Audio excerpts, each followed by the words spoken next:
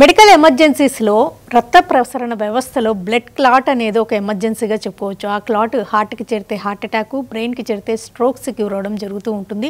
ఒక్కొక్కసారి సడన్ డెత్స్కి కూడా కారణం కావచ్చు. మరి ఈ బ్లడ్ క్లాట్స్కి కారణాలు ఏంటి? ఎందుకు బ్లడ్ క్లాట్స్ ఫామ్ అవుతూ ఉంటాయి? అసలు రక్త ప్రసరణ వ్యవస్థకు సంబంధించి ఏ సమస్యలు తలెత్తుతూ ఉంటాయి? ఎప్పుడు సర్జరీ గురించి ఆలోచించాల్సి ఉంటుంది? వాస్కులర్ ఎండోవాస్కులర్ సర్జన్ అంటే ఏంటి? వీళ్ళు ఏ సమస్యలు ట్రీట్ చేస్తూ ఉంటారు? ఈ వివరాలన్నీ అందించడానికి Apollo hospitals senior vascular and endovascular surgeon doctor Prakash Gaura గారు మనతో ఉన్నారు. ఆయన అడిగి మరిన్ని విషయాలు తెలుసుకుందాం. నమస్తే sir, welcome to the show. Vascular endovascular surgeon అంటే ఏంటి ఒకసారి చెప్తారా? వాస్కులర్ అంటే రక్తనాళాలు. సో వాస్కులర్ డిసీజెస్ని, రక్తనాళాలు వచ్చే ప్రాబ్లమ్స్ని ట్రీట్మెంట్ చేసేది వాస్కులర్ డాక్టర్ అంటారు. దాంట్లో మెడిసిన్ కూడా ఉంటుంది, మందు ఇచ్చి కంట్రోల్ చేసే ప్రాబ్లమ్స్ కూడా ఉండొచ్చు. దాంట్లో సర్జరీ చేసి ఏదో ఒక ఇంటర్వెన్షన్ చేసి ట్రీట్మెంట్ చేసే ప్రాబ్లమ్స్ కూడా ఉండొచ్చు. So vascular medicine and surgery రెండు combined is called vascular and endovascular therapist or doctor. Most commonly we treat vascular. Usually మనం చేసేది సర్జికల్ ఉంటాయి, బట్ చాలా పేషెంట్స్ని, చాలా డిసీజెస్ని మెడికల్ మేనేజ్మెంట్ మంది ఇచ్చి కూడా కంట్రోల్ చేయగలుగుతాం. ఈ మధ్యకాలంలో all of a sudden youngsters కూడా సడన్గా డెత్కి గురవడం వింటున్నామండి. అదేమన్నా ఈ బ్లడ్ క్లాట్ వల్ల అవ్వచ్చు అంటారా? ఇప్పుడు sudden cardiac death or sudden stroke వచ్చేసి చనిపోయిన ఆఫ్ లేట్ మనం చాలా వీడియోస్ చూస్తున్నాం. నిల్చుని సడన్లీ పడిపోవడము, ఆడుకున్నప్పుడు పడిపోవడము, ఇట్లాంటిది డ్యాన్స్ చేసేటప్పుడు పడిపోవడము, ఇట్లాంటి ఒకటేంటంటే అవేర్నెస్ పెరిగిపోవడం వల్ల మనకు కొద్దిగా ఇన్సిడెంట్స్ ఎక్కువ ఉన్నట్టు అనిపిస్తుంది. ఇది కాకుండా మనకు ఈ పోస్ట్ కోవిడ్ ఆర్ ఈ కోవిడ్ వచ్చిన తర్వాత కొద్దిగా ఇలాంటి ఇన్సిడెన్సెస్ కొద్దిగా పెరిగినాయి అన్నమాట. ఎందువల్ల అంటే ఈ కోవిడ్ డిసీజ్ ఉన్నప్పుడు కూడా మనకు కోవిడ్ మెకానిజం ఎట్లా అంటే, పెథోఫిజియాలజీ ఎట్లా అంటే, అది బాడీని ఎఫెక్ట్ చేసేది బ్లడ్ క్లాట్స్ చేసి, బ్లడ్స్ అన్ని క్లాట్ చేయడం వల్ల ఎక్కడెక్కడ పోయి ఆగిపోతావో, ఒక్కొక్కసారి మన గుండెలో వెళ్ళి క్లాట్ వచ్చేసినప్పుడు సడన్గా హార్ట్ అటాక్ వచ్చేసి చనిపోవడం జరుగుతుంటుంది. అట్లాగే మనకు సడన్ స్ట్రోక్ రావడం అంటే బ్రెయిన్లో వెళ్ళి క్లాట్ అవ్వడం వల్ల, ఆర్ కడుపులో రక్తనాళాలను మూసుకుపోవడం వల్ల కడుపులో గ్యాంగ్రీన్ వచ్చేయడము, కాళ్ళు క్లాట్ అవ్వడం వల్ల మనం ఇట్లాంటి ప్రాబ్లమ్స్ చాలా రెగ్యులర్గా చూస్తూ ఉంటాం. దీన్ని awareness is very important. Plus ఇది ప్రివెంట్ చేయడం అనేది చాలా ఇంపార్టెంట్. ఎలా చేయగలరంటారు ప్రివెన్షన్? మీకు ఏమైనా రిస్క్ ఫ్యాక్టర్స్ ఉన్నాయి అంటే బెస్ట్ అయితే మనకు తెలిసిపోతాయి అన్నమాట. ఫస్ట్ ఇనీషియలీ మనకు హార్ట్లో ప్రాబ్లం వచ్చినప్పుడు, నడుస్తున్నప్పుడు, వాకింగ్ చేసినప్పుడు, రన్నింగ్ చేసినప్పుడు మనకు దమ్ అనేది వస్తుంటుంది, ఆర్ జస్ట్ డిస్కంఫర్ట్ అనేది వస్తుంటుంది. మెట్లు ఎక్కినప్పుడు, మెట్లు దిగినప్పుడు కూడా మనకు ప్రాబ్లమ్స్ రావచ్చు. ఇట్లాంటి ఏ సిమ్టమ్స్ ఉన్నా ఎమ్మటే మనకు చెకప్ చేసుకోవడం చాలా ఇంపార్టెంట్. మనకు ఆర్ ఇఫ్ హిస్టరీ ఆఫ్ మనకు స్మోకింగ్ ఉంది, ఆర్ డయాబెటీస్ ఉంది, మన ప్రొఫెషన్ భయంకర స్ట్రెస్ఫుల్గా ఉన్న ప్రొఫెషనల్ ఉంటే ప్రీఎంప్టివ్గా మనకు సిమ్టమ్స్ లేకుండా కూడా ఎవ్రీ 6 months ఎవ్రీ 1 yearకు మనకు జనరల్ హెల్త్ చెకప్ చేసుకోవడం చాలా ఇంపార్టెంట్ అండి. బాడీలో ఎక్కడైనా బ్లడ్ క్లాట్ ఉంటే తెలుస్తుంది అంటారా? అంటే ఈ క్లాట్ ఎక్కడ ఉన్నది అనేది బట్టి, ప్లస్ ఆ క్లాట్ అనేది సడన్గా వచ్చిందా or over period of time form అయిందా, ప్లస్ ఏ రక్తనాళాలు మూసుకుపోయింది, ఏ రక్తనాళాలు అఫెక్ట్ అయ్యింది అనేది బట్టి తెలిసిపోతుంది. ఎగ్జాక్ట్లీగా నేను చెప్పగలం. ద థింగ్ ఈజ్, ఇప్పుడు హార్ట్లో వచ్చింది అంటే మనకు డెఫినెట్లీ మనకు తెలిసిపోతుంది, గుండె నొప్పి వస్తుంది. ఆర్ బ్రెయిన్లో వచ్చినప్పుడు మనకు చెయ్యో కాలు పడిపోతుంది, వీక్నెస్ వస్తుంది, అట్లాంటిది మనకు తెలిసిపోతాయి. కొన్ని క్లాట్లు చాలా చిన్నగా ఉంటాయి అన్నమాట. అట్లాంటి క్లాట్స్ మనకు లంగ్స్లో పోయి కూర్చోవడం వల్ల, లేకపోతే కాళ్ళు వచ్చి చిన్న చిన్న క్లాట్లు ఫామ్ అవ్వడం వల్ల ఎమ్మటే మనకు సిమ్టమ్స్ రాకపోవచ్చు, ఆర్ సిమ్టమ్స్ వచ్చినా చాలా వేగంగా సిమ్టమ్స్ రావచ్చు. ఇట్లాంటి కండిషన్లో మీకు ఏ ప్రాబ్లమ్స్ ఉన్నా ఒక్కసారి కన్సల్ట్ చేసి, వాస్కులర్ సర్జన్ అనేది కాదు, మీ ఇంటి దగ్గర ఉన్న ఫిజిషియన్ని కన్సల్ట్ అయినా మనకు ఒక ఐడియా వచ్చేస్తుంది అనమాట. ఈ బ్లడ్ క్లాట్స్కి ఒక ఏజ్తో ఏమైనా రిలేషన్ ఉంటుందంటారా? వయసు పైబడ్డ వాళ్ళలో ఎక్కువ ఉండడం, యంగ్స్టర్స్లో ఎక్కువ ఉండడం, అట్లా ఏమైనా ఉంటుందా? ఇప్పుడు ఒకటి 10 years బ్యాక్ మనం చదువుతున్నప్పుడు ఇన్సిడెన్స్ అవేస్ యూజువలీ 50 తర్వాత ఆర్ 45 తర్వాత ఎక్కువ ఉండే అనమాట. సో 45 కంటే తక్కువ ఉన్న వాళ్ళకి, 50 కంటే తక్కువ ఉన్న వాళ్ళకి మనకు క్లాట్ అయ్యి హార్ట్ అటాక్ రావడము, స్ట్రోక్ జరగడం అన్నీ చాలా రేర్గా అనమాట. బట్ ఇప్పుడు what of late we are seeing is any age. Recently we saw patient 18 years with cardiac disease, అంటే విత్ హార్ట్ అటాక్తో వచ్చిండు.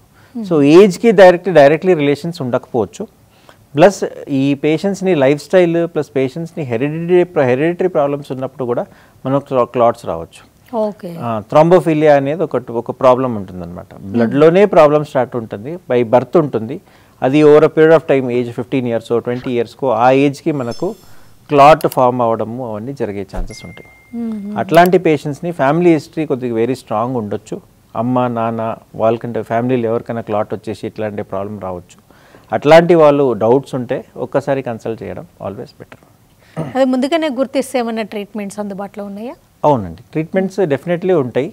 ఇప్పుడు ఫర్ ఎగ్జాంపుల్ మనకు ఈ patients with tendency for forming clots అంటే ఈ థ్రాంబోఫీలియా ఉన్నది మనకు ఒక వర్కప్ ఉంటుందండి. Thrombophilia or thrombo check workup అని ఉంటుంది. దాంట్లో ఒక ప్యానల్ ఇన్వెస్టిగేషన్స్ ఉంటాయి. ఆ ఇన్వెస్టిగేషన్ చేసినప్పుడు మనకు తెలిసిపోతుంది ఈ పేషెంట్ అనేది రిస్క్, ఈ క్లాట్ అవ్వడానికి రిస్క్ ఎంత ఉందనేది, ఎప్పుడు రావచ్చు అనేది కూడా మనం చెప్పగలుగుతాం. అట్లాంటిది మనకి ఏమైనా పాజిటివ్ వచ్చినప్పుడు ముందే మనం జాగ్రత్తగా తీసుకొని మెడిసిన్స్ అనేది స్టార్ట్ చేసుకొని పేషెంట్స్ని క్లాట్ అయ్యే ముందే మనం కంట్రోల్ చేసేసుకోవచ్చు. బాడీలో కొలెస్ట్రాల్ లెవెల్స్ లేకపోతే కాల్షియం లెవెల్స్కి బ్లడ్ క్లాట్స్కి ఏమన్నా సంబంధం ఉండే రిస్క్ ఉందా? కొలెస్ట్రాల్ లెవెల్కి డైరెక్ట్ రిలేషన్ ఉంది. As the cholesterol level or the bad cholesterol level goes up in the body, the risk of clot అనేది కాదు, ఈ రక్తనాళాల్లో కొవ్వు అనేది జమ అయ్యి దాంట్లో మనకు ప్రెషర్ పెరిగి రక్తనాళాలు మూసుకుపోవడం వల్ల ఛాన్సెస్ కూడా ఉంటాయి. సో కొలెస్ట్రాల్ హై ఉన్న వాళ్ళకు ఈ హార్ట్లు కానీ బ్రెయిన్లు కానీ కాళ్ళు కానీ క్లాట్ అయ్యి, అంటే ఈ కొవ్వు రక్తనాళాలు జమ అయినప్పుడు over period of time slowly ఉబ్బుతుంది అనమాట, ఎక్కువ అవుతుంది. అది ఒక్క టైంలో పగిలిపోయి లోపల క్లాట్ ఫామ్ అవుతుంది. సో రక్తనాళ లోపల ఈ కొవ్వు అనేది పగిలిపోయినప్పుడు దాని చుట్టుపక్కల వచ్చేసి క్లాట్ ఫామ్ అయ్యి దానివల్ల సిమ్టమ్స్ వస్తాయి. బ్లడ్ థిన్నర్స్ అవి వాడుతుంటారు కదండి, బ్లడ్ థిన్నర్స్, యాస్పిరిన్ ఇలాంటివన్నీ ఏమన్నా ప్రొటెక్టివా బ్లడ్ క్లాటింగ్ అవ్వకుండా? ఇప్పుడు మనము ప్రివెన్షన్ అనేది టైప్స్ ఆఫ్ ప్రివెన్షన్స్ వేరే ఉంటాయి. ప్రైమరీ ప్రివెన్షన్ అంటే ఏ ప్రాబ్లం వచ్చే ముందు, రాకముందే మనం ట్రీట్మెంట్ ఇచ్చి మనం కంట్రోల్ చేస్తాం. హార్ట్ అటాక్ వచ్చే ముందు, స్ట్రోక్ వచ్చే ముందు, కాల్లో ప్రాబ్లం వచ్చే ముందే మనం ఇచ్చే ట్రీట్మెంట్కి ప్రైమరీ ప్రివెన్షన్ అంటాం. సెకండరీ ప్రివెన్షన్ అంటే పేషెంట్స్కి ఆల్రెడీ ఒకసారి సిమ్టమ్స్ వచ్చిపోయింది, గుండె నొప్పి వచ్చిపోయింది ఆర్ గుండెలో ఏదో ఒకటి మనం ఫైండింగ్స్ వచ్చింది, దాని తర్వాత మనం ట్రీట్మెంట్ చేస్తున్నప్పుడు సెకండరీ ప్రివెన్షన్ అంటాం. అంటే వచ్చింది ట్రీట్మెంట్ చేసినాము, మళ్ళీ ఇంకొకసారి రాకుండా ఉండడానికి మెడిసిన్స్ పెడతాం. దీంట్లో మెయిన్లీ బ్లడ్ థిన్నర్స్ అంటాం. బ్లడ్ థిన్నర్స్ అనేది ఒక వేగ్ టర్మ్ అనమాట. దాంట్లో వేరే వేరే రకాల మెడిసిన్స్ ఉంటాయి. దాంట్లో యాంటీ ప్లేట్లెట్స్ అనే ఒక మనం సెల్స్ ఉంటాయి అన్నమాట బ్లడ్లో, అది కంట్రోల్ చేయడానికి, ప్లస్ యాంటీ కోయాగులేషన్ అనేది అంటే రక్తాన్ని పల్సర్ చేసే మెడిసిన్స్ కూడా ఉంటాయి. ఇవన్నీ కలిపి యూజువలీ బ్లడ్ థిన్నర్స్ అంటాం. సో దాంట్లో మనం మోస్ట్ కామన్లీ వాడేది ఏంటంటే యాంటీ ప్లేట్లెట్స్ అనేది ఎప్పుడు క్లాట్ ఫామ్ అవుతుందో దాంట్లో మెయిన్ ఇంపార్టెంట్ రోల్, ఈ క్లాట్లో కూడా కంపోనెంట్ చూస్తే most importantly it will be a platelet first వచ్చి అతుకుపోయినప్పుడే మన క్లాట్ అనేది పెరుగుతుంది, ఎక్కువ అవుతుంది. అదే స్టార్టింగ్ పాయింట్ అనమాట. సో అట్లాంటి పేషెంట్స్ని, మన patients with high risk of ఈ కొలెస్ట్రాల్ ఎక్కువ ఉన్న వాళ్ళకి, పేషెంట్స్ని ఆల్రెడీ వచ్చి స్ట్రోక్ వచ్చిపోయింది ఆర్ ఫ్యామిలీ హిస్టరీ బాగా స్ట్రాంగ్ ఉంది, వాళ్ళు ఈ ఫ్యామిలీలో చాలామందికి స్ట్రోక్ వచ్చినాయి అన్నప్పుడు, ఏజ్ కేటగిరీ ఉన్నప్పుడు, డయాబెటీస్ ఉన్నప్పుడు, హైపర్టెన్షన్ ఉన్నప్పుడు, ఇట్లాంటి పేషెంట్స్ని మనం స్టాటిన్స్ ఒకటే కాకుండా స్టాటిన్తో పాటు ఒక యాంటీప్లేట్లెట్ కూడా యాడ్ చేసి మనం ఇస్తాం. అంటే కొలెస్ట్రాల్ కూడా తగ్గాలి, ఏమైనా క్లాట్ అయ్యేది కూడా మనకు రిస్క్ అనేది తగ్గించాలి. బ్లడ్ డిజార్డర్స్కి బ్లడ్ క్లాటింగ్కి ఏమన్నా సంబంధం ఉంటుందంటారా? డైరెక్ట్ రిలేషన్ ఉంటుంది. ఇప్పుడు బ్లడ్ డిసార్డర్స్ అంటే దాంట్లో రెండు రకాలు ఉండొచ్చు. ఒకటి ఏంటంటే మనకు డిసార్డర్స్ అంటే బ్లడ్ అనేది ఒక మోర్ 100 కాంపోనెంట్స్ వచ్చి కలిపి వచ్చేది, అది బ్లడ్ అది కాంపోనెంట్ అనమాట. సో దాంట్లో చూస్తే బై బర్త్ వచ్చే ప్రాబ్లమ్స్ ఉన్నాయి, ఓవర్ పీరియడ్ ఆఫ్ టైం మనము డైటరీ డెఫిషియన్సీ, వైటమిన్ డెఫిషియన్సీలు కూడా ప్రాబ్లమ్స్ వస్తాయి, ఆర్ అక్వైర్డ్ అనమాట మనం లైఫ్ స్టైల్ వల్ల కూడా వచ్చే ప్రాబ్లమ్స్ ఉంటాయి. సో బై బర్త్ ఉన్నప్పుడు మన క్లాటింగ్ ఎక్కువ అయ్యే ఛాన్సెస్ కూడా ఉంటుంది, క్లాటింగ్ తక్కువ అయ్యి బ్లీడింగ్ అయ్యే ఛాన్సెస్ కూడా ఉంటుంది. సో ఏ బ్లడ్ డిసార్డర్ అనేది థ్రాంబోఫిలియా అంటే బ్లడ్ క్లాటింగ్ అయ్యే ఛాన్సెస్ ఎక్కువ ఉన్నప్పుడు మనం యాంటీకోయాగులేషన్ పెడతాము, ఆర్ పేషెంట్స్ని బ్లడ్ చాలా పల్సగా అయిపోతుంది, మనము బ్లీడింగ్ అయ్యే ఛాన్సెస్ ఎక్కువ అవుతున్నప్పుడు మనం ఫాలో అప్ చేసుకొని ఏ కాంపోనెంట్ అవసరం పడుతుందో ఆ కాంపోనెంట్ రీప్లేస్మెంట్ చేయాల్సి వస్తుంది. ఇది ఒకటి చెప్పండి, ఈ నవేడేస్ ఈ మధ్య చాలామంది బ్లడ్ ప్యూరిఫికేషన్కి రకరకాల మెడిసిన్స్ వాడుతుంటారు, బ్లడ్ ప్యూర్గా ఉంటే సేఫ్ అని. అవి రియల్గా పనిచేస్తే అలా బ్లడ్ టాక్సిసిటీ తీసేసే మెడిసిన్స్ ఉన్నాయి అంటారా? అసలు దీని గురించి ఒకసారి చెప్తారా ఒక ఎండోవాస్కులర్ సర్జన్గా? ఎస్పెషల్లీ లాస్ట్ ఫ్యూ ఇయర్స్లో మనం చూస్తే it has become a big industry అనమాట. బ్లడ్ ప్యూరిఫికేషన్ అనేది ఒకటి ఇండస్ట్రీ అయింది. ఆర్ ఇప్పుడు మనకు ఈ వెయిట్ లాస్కి అనేది ఒక మెడిసిన్ వాడతారు, పౌడర్ వాడతారు అనేది, ఇవన్నీ దిస్ ఆల్ న్యూ థింగ్స్. దాంట్లో చాలా మనం రకాలు చూస్తే they are all big scam basically చూస్తే. సో దాంట్లో మనము we should not blindly go. Ideally ఒక డాక్టర్ని కన్సల్ట్ అయ్యి మనం అది కావాలా వద్దా అనేది చేయడం బెటరు. బ్లడ్ ప్యూరిఫికేషన్ అనేది ఏమి ఉండకపోవచ్చు, నా పర్సనల్ మై ఒపీనియన్. అంటే మీ మెడిసిన్లు ఎప్పుడు సజెస్ట్ చేయడం అలా ఉండదంటారా? ప్యూరిఫికేషన్ అనేది దేని బట్టి, వాట్ ప్యూరిఫికేషన్ అనేది ఇంపార్టెంట్. ఇప్పుడు పేషెంట్కి ఇన్ఫెక్షన్ ఉంటే యాంటీబయాటిక్ వాడడం కూడా బ్లడ్ ప్యూరిఫికేషన్ అనమాట. పేషెంట్ కిడ్నీ పని చేయట్లేదు, మనం డయాలిసిస్ చేసినప్పుడు కూడా బ్లడ్ ప్యూరిఫికేషన్ అనమాట. సో దానికి మెడిసిన్గా సపరేట్గా కమర్షియల్గా చేసుకోవడం it's a wrong thing. DVT అనే కండిషన్ ఉంటుంది కదండి, దాంట్లో కూడా blood clot all of a sudden form అవడం అండ్ ఒక్కోసారి అది బ్రెయిన్కి హార్ట్కి రీచ్ అవ్వడం కూడా వింటాం కదా. అసలు ఆ కండిషన్ ఏంటి? ఆల్ ఆఫ్ ఏ సడన్ ఉంటుందా, ముందు ఏదన్నా ప్రాబ్లం ఉండి అది అలా కనిపిస్తూ ఉంటుందా? మనకు రక్తనాళాలు అనేది 2 రకాలు ఉంటాయి. మెయిన్లీ బేసిక్లీ 3 రకాలు ఉంటాయి, బట్ జనరల్ పాపులేషన్కి మనకు 2 రకాలు సరిపోతుంది. ఒకటి ఆర్టరీ. ఆర్టరీ అంటే శుద్ధ రక్తనాళాలు. శుద్ధ రక్తనాళాలు బ్లాక్ వచ్చినప్పుడు స్ట్రోక్ అవ్వచ్చు, హార్ట్ ప్రాబ్లం రావచ్చు, కాళ్ళు గ్యాంగ్రీన్ అవ్వచ్చు. అశుద్ధ రక్తనాళాలు అనేది వెయిన్స్ అనమాట. వెయిన్స్ అంటే ఇప్పుడు ఫర్ ఎగ్జాంపుల్ కాలు గురించి మాట్లాడినప్పుడు కాలు నుంచి ఇంప్యూర్ బ్లడ్ని హార్ట్కి తీసుకొచ్చేసే రక్తనాళాలన్నీ వెయిన్స్ అంటాం అనమాట. సో ఈ మోస్ట్ కామన్లీ మనం చూసేది ఏంటంటే లోవర్ లిమ్, లెగ్లు, కాళ్ళు మనము రక్తనాళాలు, డీవీటీ అంటే డీప్ వెయిన్ థ్రోంబోసిస్, అంటే ఈ అశుద్ధ రక్తనాళాలు క్లాట్ అయ్యే ఛాన్సెస్ ఉంటాయి అన్నమాట. ఇట్లాంటి పేషెంట్స్కి ఎవరికి అవుతుందంటే నేను చెప్పినట్టుగా థ్రోంబోఫీలియా ఉన్న వాళ్ళకి అవ్వచ్చు, ఆర్ పేషెంట్స్ చాలా రోజు నుంచి బెడ్లో ఉన్నారు, బెడ్ రెస్ట్లో ఉన్నారు, బెడ్ రిడన్ ఉన్నారు, రీసెంట్గా స్ట్రోక్ వచ్చింది, దానివల్ల పేషెంట్ నడవలేకపోతున్నారు. అట్లాంటి పేషెంట్స్ కూడా మనకు డీప్ వెయిన్ థ్రోంబోసిస్ అవ్వచ్చు. As long as body keeps on moving around, మనం శరీరం అనేది మంచిగా మూమెంట్ ఉన్నప్పుడే ఎవ్రీథింగ్ బికమ్స్ నార్మల్. ఒక్కసారి ఫర్ ఎగ్జాంపుల్ ఏం లేకుండా వారం రోజు మేము బెడ్ల మీద పడుకుంటే మనకు కూడా డీబీటీ అవ్వచ్చు. మనకి ఏం ప్రాబ్లం, బీపీ లేదు, షుగర్ లేదు, ఏం లేదన్నప్పుడు కూడా వారం రోజు మనం బెడ్లో ఉంటే మనకు కూడా డీబీటీ వచ్చేస్తాయి. ఎందుకు అంటే బాడీ ఈజ్ నాట్ మూవింగ్ అనమాట. సో దా మూమెంట్లో చాలా బ్లడ్ పంపింగ్ అనేది, సర్క్యులేషన్ అనేది, బాడీ రెగ్యులేషన్ అనేది, థర్మో రెగ్యులేషన్ అనేది అన్నీ మెయింటైన్ అవుతుంటుంది. అట్లాంటి టైంలో కాలు రక్తనాళాలు క్లాట్ అయినప్పుడు ఆ కాలు ఈ డైరెక్ట్లీ వెయిన్స్ అనేది గుండెకి లంగ్స్కి కనెక్షన్ ఉంది కాబట్టి ఈ క్లాట్స్ ఒక్కసారి ఫామ్ అయినప్పుడు అది గుండెకి వెళ్ళిపోయి ఆర్ లంగ్స్కి వెళ్ళిపోయి పల్మనరీ థ్రాంబో ఎంబాలిజం అంటాం. అట్లాంటివి జరిగే ఛాన్సెస్ ఉంటాయి. అది ఇట్స్ ఎ మేజర్ ఇష్యూ. అట్లాంటి టైంలో మనకు హాస్పిటల్కి రావడానికి కూడా టైం దొరకకపోవచ్చు. సో పేషెంట్స్ని, ఏ పేషెంట్స్కైనా కాళ్ళు నొప్పి వస్తుంది ఆర్ కాలుగా సడన్గా వాపు వచ్చేసింది, ఆర్ పేషెంట్ బెడ్ రెస్ట్లో ఉన్నాడు, ఏం చేయట్లేదు బట్ కాళ్ళు వాపు వస్తుంది అన్నప్పుడు, కాలు పిక్కలు గట్టిగా అయిపోతుంది, పిక్కలు ఒత్తినప్పుడు నొప్పి వస్తుంది అన్నప్పుడు, ఇట్లాంటి పేషెంట్స్ కాలు వాపు అనేది మోస్ట్ ఇంపార్టెంట్ సిమ్టమ్. అట్లాంటిది ఏమైనా ఉంటే, డౌట్ ఉంటే ఎమ్మటే వచ్చేసి స్కాన్ చేసుకోవడం, just simple ultrasound Doppler scan చేసుకుంటే మనకు తెలిసిపోతుంది అనమాట.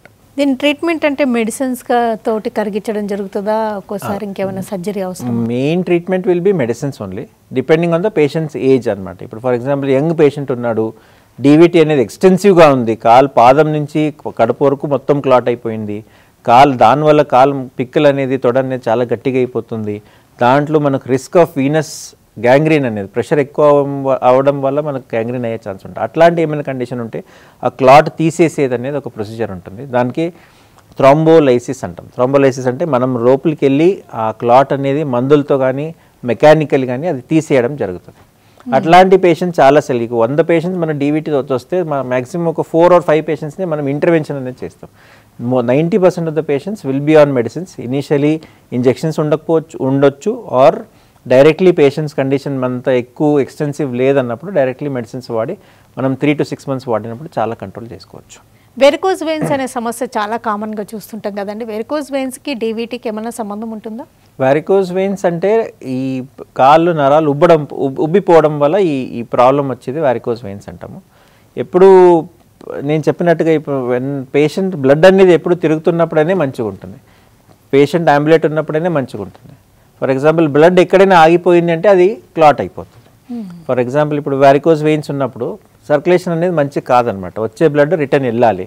రక్తనాళాలు ఉబ్బిపోవడం వల్ల సర్క్యులేషన్ అనేది మంచి కాకపోతే ఏమైతే స్టేసిస్ అయిపోతుంది. స్టేసిస్ అంటే అక్కడ ఆగిపోతుంది blood.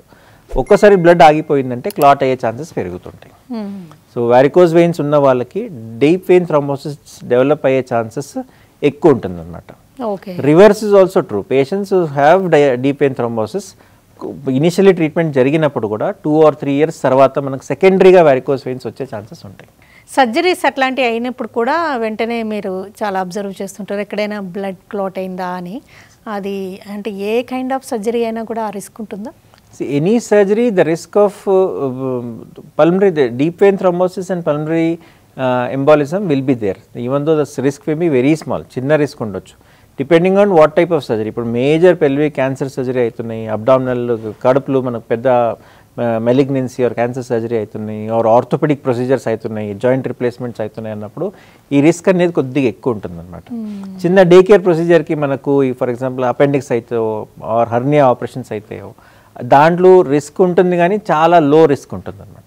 So depending of type of surgery, duration of surgery lasting more than 1.5 hours risk అనేది కొద్దిగా ఎక్కువ ఉంటుంది అనమాట. సో అన్ని పేషెంట్స్ని మనం ఫాలోఅప్లో చూసుకుంటా ఏ పేషెంట్స్కి రిస్క్ ఎక్కువ ఉంటుందో ఆ పేషెంట్స్కి మనం హాస్పిటల్లో ఉన్నప్పుడు మనం ఇంజెక్షన్స్ ఇచ్చి ఈ క్లాట్ అవ్వడం రిస్క్ అనేది తగ్గించుకోవచ్చు. ఒకవేళ పోస్ట్ సర్జరీ ఏదైనా క్లాట్ అయ్యే టెండెన్సీ ఉంటే విత్ ఇన్ కపుల్ ఆఫ్ డేస్లో జరుగుతుందా, ఎప్పుడైనా జరిగే రిస్క్ ఉంటుందా? సో ఇప్పుడు పేషెంట్కి రిస్క్ క్లాట్ అయ్యే రిస్క్ ఎక్కువ ఉందంటే ఆన్ టేబుల్ కూడా జరగవచ్చు, ఆపరేషన్ టేబుల్ మీద కూడా క్లాట్ జరగవచ్చు. ఈ మేజర్ ప్రొసీజర్స్లో అదే చెప్తున్నాను ఇప్పుడు. ఓకే. సో ఆ సిచ్యువేషన్లో మనం ఏం చేస్తామంటే ఆపరేషన్ ముందే మనం ట్రీట్మెంట్ని ఆ రిస్క్ అనేది తగ్గించుకోవడం ప్రొసీజర్ స్టార్ట్ చేసుకుంటాం. For example major cancer surgery ఉన్నప్పుడు 1 రోజు 2 రోజు ముందే మనం ఇంజెక్షన్ స్టార్ట్ చేసేసుకొని ఆపరేషన్ టైంలో మాత్రం మానేసి మళ్ళీ పోస్ట్ ఆప్ సర్జరీ అయిపోయినాక ఏమంటే మనం ప్రొసీజర్ ఈ ఇంజెక్షన్స్ అనేది కంటిన్యూ చేస్తాము. దాంతోపాటు డ్యూరింగ్ ప్రొసీజర్ ఆల్సో మన కాళ్ళు పంపు మషిన్స్ ఉంటాయి, ఆ మషిన్స్ అన్ని వాడుకుంటా సర్క్యులేషన్ మెయింటైన్ చేసుకుంటాం. ఒక్కొక్కసారి బాడీలో ఏమైనా ఇంప్లాంట్స్ కానీ ప్రాసెసెస్ ఉన్నప్పుడు కూడా వాటి వల్ల బ్లడ్ క్లాట్స్ వచ్చే రిస్క్ ఉంటుంది అంటారు కదా, అవి ఎలా అబ్జర్వ్ చేస్తాం? యూజువల్లీ మనం ఇంప్లాంట్స్ అంటే మనం వాల్ రిప్లేస్మెంట్ అయినప్పుడు ఆర్ హార్ట్లు వాల్ రిప్లేస్ చేసి మెటల్ వాల్ పెడతారు కదా, అట్లాంటి పేషెంట్స్కి కొద్దిగా ఈ క్లాట్ జరగడం దీనికి ఎండోకార్డైటిస్ అంటాం. ఎండోకార్డైటిస్ అంటే అక్కడ ఇన్ఫెక్షన్ వచ్చేసి క్లాట్ అయ్యే ఛాన్సెస్ ఉంటాయి. బికాజ్ ఫారెన్ బాడీ పెట్టినప్పుడు బాడీ రియాక్ట్ అవుతుంది అనమాట. ఇప్పుడు any foreign body kept in the body will react to it. అట్లాంటి టైంలో మనకి వాల్ పెట్టినప్పుడు కొద్దిగా ఇన్ఫెక్షన్ రేట్ ఎక్కువ అవుతాయి. చిన్న దగ్గు వచ్చినా, చిన్న ప్రాబ్లం వచ్చినా, జలుపు వచ్చినా ఈ can convert into infective endocarditis. అట్లాంటి టైంలో ఈ క్లాట్లు వచ్చేసి ఆడ వాల్ దగ్గర కూర్చొని అక్కడి నుంచి ఎక్కడైనా వెళ్ళొచ్చు, బ్రెయిన్కి వెళ్ళొచ్చు, హార్ట్కి వెళ్ళొచ్చు, ఇది కాలుకి వెళ్ళొచ్చు, కడుపుకి వెళ్ళిపోవచ్చు. ఈ స్మోకింగ్కి క్లాటింగ్ టెండెన్సీకి చాలా సంబంధం ఉంటుంది అంటారు కదండి, ఎలాగా? స్మోకింగ్కి బ్లడ్ క్లాటింగ్కి డైరెక్ట్ రిలేషన్ ఉంటుందండి. బికాజ్ స్మోకింగ్ అనేది మనం వాడే సిగరెట్లు ఆర్ బీడీలు ఉన్నది కాంపోనెంట్స్ ఏంటంటే దాంట్లో నికోటిన్ అనేది ఒకటే మనకు కావాల్సింది. యూజువల్లీ స్మోకింగ్ చేసే వాళ్ళు నికోటిన్ కావాలని ఆ స్మోకింగ్ అనేది అలవాటు పడిపోతుంది. బట్ స్మోక్ అనేది ఈ సిగరెట్లు ఈ నికోటిన్ కాకుండా చాలా అదర్ కాంపోనెంట్స్ ఉంటాయి. టార్ ఉంటుంది, టానిన్స్ ఉంటుంది. ఈ వేరే కాంపోనెంట్స్ అనేవన్నీ మనకు దే ఆర్ ఆల్ థ్రోంబోజెనిక్ అనమాట. Over a period of time ఏం చేస్తాయంటే అవి బ్లడ్లోకి ఏరి బ్లడ్లో ఎక్కువ చాలా స్మోకర్స్ని మనం హిమోగ్లోబిన్ చూసినప్పుడు 20 ఉంటుంది, 18 ఉంటుంది. ఎందుకు అంటే ఆ ఆక్సిజన్ డెలివరీ అవ్వకపోవచ్చు. అట్లాంటి టైంలో ఏమవుతుందంటే బాడీ మోస్ట్లీ హిమోగ్లోబిన్ తక్కువ ఉందని రెస్పాన్స్ ఇచ్చేసి హిమోగ్లోబిన్ని పెంచేస్తుంది. ఆ టైంలో మనకి ఏమైతే బ్లడ్ అనేది గట్టిగా అయిపోయి క్లాట్ అయ్యే ఛాన్సెస్ ఉంటాయి. అది ఒకటే కాకుండా మనకు స్మోకర్స్లో ఈ కొవ్వు జమ అయ్యే రిస్క్ కానీ రేట్ కానీ ఎక్కువ అయిపోతుంది. సో దాంట్లో ప్లాక్స్ అనేది ఎక్కువ అయిపోతాయి, కాల్షియం డిపాజిషన్ ఎక్కువ అయిపోతుంది. సో రక్తనాళాలు అనేది గట్టిగా అయిపోతాయి, సన్నగా అయిపోతాయి, మూసుకుపోయే ఛాన్సెస్ ఎక్కువ అవుతాయి. అంటే యూజువల్గా స్మోక్ చేసే వాళ్ళకి హెచ్పి పర్సంటేజ్ బాగుందని హ్యాపీగా ఉంటారు, కానీ ఇండైరెక్ట్గా స్మోకింగ్ వల్ల కూడా పెరుగుతుందని అర్థం చేసుకోవాలి. అన్ని లిమిట్లు ఉంటేనే నార్మల్. ఇప్పుడు హిమోగ్లోబిన్ బాగా తక్కువ ఉన్న ప్రాబ్లం, బాగా ఎక్కువ ఉన్న ప్రాబ్లం స్మోకర్స్లో ఎక్కువ ఉంటుంది అనమాట. ఎక్కువ ఉన్నప్పుడు క్లాట్ అయ్యే ఛాన్సెస్ ఎక్కువ ఉంటాయి. కొన్ని రకాల హార్ట్ ప్రాబ్లమ్స్ కానీ ఇంకేదన్నా ప్రాబ్లమ్స్ ఉన్నప్పుడు, హెల్త్ ప్రాబ్లమ్స్ ఉన్నప్పుడు మెడిసిన్స్ మీద పెడుతూ ఉంటారు కదండి, బ్లడ్ థిన్నర్స్ కానీ ఏవైనా. కొన్ని రకాల మెడిసిన్స్కి బ్లడ్ క్లాట్ అయ్యే టెండెన్సీ కూడా పెరిగే రిస్క్ ఉంటుందా? అంటే కొన్ని మెడిసిన్స్ వాడినప్పుడు మనం బ్లీడింగ్ అయ్యే ఛాన్సెస్ ఎక్కువ ఉంటుంది అనమాట. Okay. For example wall replacement అయిన వాళ్ళు యాసిట్రామ్ అనే బ్లడ్ థిన్నర్ మీద ఉంటారు. ఆ యాసిట్రామ్ అనేది అబ్జార్ప్షన్ మన ఫుడ్కి డైరెక్ట్ రిలేషన్ ఉంటుంది. సో అబ్జార్ప్షన్ కరెక్ట్గా అవ్వకపోతే మనకు మెడిసిన్ అనేది బాడీలో ఎక్కువ కూడా ఉండొచ్చు, తక్కువ కూడా ఉండొచ్చు. అట్లాంటి టైంలో మనం ఐఎన్ఆర్ కరెక్ట్గా చూసుకోకపోతే, టెస్ట్ కరెక్ట్గా ఫాలోఅప్ లేకపోతే బ్లీడింగ్ అయ్యే ఛాన్సెస్ కొద్దిగా ఎక్కువ ఉంటాయి. ఈ వాల్వ్ ఒకటి వదిలేస్తే మనకు బాకీ యూజువల్లీ మనం వాస్కులర్ డిసీజెస్లో ట్రీట్మెంట్ చేసే దాంట్లో ఇప్పుడు న్యూవర్ ఓరల్ యాంటీకోయాగులేట్స్ అని కొత్త మెడిసిన్స్ వచ్చినాయి లాస్ట్ 10 yearsలో. These are very very safe and compare to the older Acitrom, warfarin compare చేసేస్తే. సో ఈ నోవాక్స్ వాడినప్పుడు మనకు రిస్క్ ఉంటుంది, కానీ they are almost negligible and very rarely we see. మన లైఫ్ లాంజిటివిటీ అనేది మన బ్లడ్ వెసల్స్ ఎంత క్లియర్గా హెల్తీగా ఉన్నాయి అన్న దాని మీద డిపెండ్ అయి ఉంటాయని స్టడీస్ చెప్తుంటాయి కదండి. అంటే ఆన్ ది హోల్ అసలు బ్లడ్ కానీ బ్లడ్ వెసల్స్ కానీ హెల్తీగా ఉండాలంటే ఏం చేస్తే బెటర్ అంటారు? స్టాటిన్స్, ఆస్పిరిన్స్ అలాంటి ఒక 50+ నుంచి వాడితే బెటరా? ఏం చేస్తే బెటర్? ప్రియంటివ్లీ వాడేది it is not a personal decision. Usually patient should not take a decision. మేమే స్టార్ట్ చేసి మేమే వాడుకుంటాం అనేది కాదు. బట్ దానికంటే ముందు మనం హెల్దీ లైఫ్ స్టైల్ మెయింటైన్ చేయడం చాలా ఇంపార్టెంట్ అండి. Stress free life is very important. Low carbohydrate, low fat ఉన్న diet is very important. No smoking, మన స్ట్రెస్ తగ్గించుకొని, మన ఉన్న అలవాట్లన్నీ తగ్గించుకొని ఆర్ బంద్ చేసుకొని, smoking, alcohol, these are all very harmful to the body. Immediately కాకపోవచ్చు, కానీ over a period of time they will definitely harm. And second thing we'd like to say is sugar. Sugar we have to stop at any point of time. ఇవి actually sugar is a very white poison అంటారు ఇప్పుడు వాడేది. Sugar అనేది initially మనకు it is related to almost every diseases in the body. చిన్న పిల్లలు అయినప్పుడు మనం ఆటిజము, ADHD అంటాము. పెద్దవాళ్ళకి అయినప్పుడు డయాబెటీస్ అంటాము, PCOD, యంగ్ లేడీస్లో వచ్చే problem PCOD. They are all related to sugar. So have a healthy life style, no sugar, most probably vegetarian diet will help us with a very active life. Regular exercise చేయడము ఇవన్నీ important. ఓకేనండి doctor Prakash Gaurav గారు, ఒక vascular సర్జన్గా అసలు హెల్తీగా life lead చేయడం వల్ల blood వెసల్స్ని కూడా ఎలా హెల్తీగా ఉంచుకోవచ్చు, అండ్ బ్లడ్ క్లాట్స్కి కారణాలు ఏంటి, ఏ హెల్త్ ప్రాబ్లమ్స్ వల్ల రక్తంలో గడ్డలు ఏర్పడతాయి, అవి ఎమర్జెన్సీకి దారితీస్తూ ఉంటాయి, ముందు నుంచి ఎలాంటి జాగ్రత్తలు తీసుకోవాల్సి ఉంటుంది, ఏ లక్షణాలు కనిపిస్తే అసలు నిర్లక్ష్యం చేయకూడదు, ఈ వివరాలన్నీ అందించినందుకు థ్యాంక్స్ ఎలాట్ అండి. Thank you.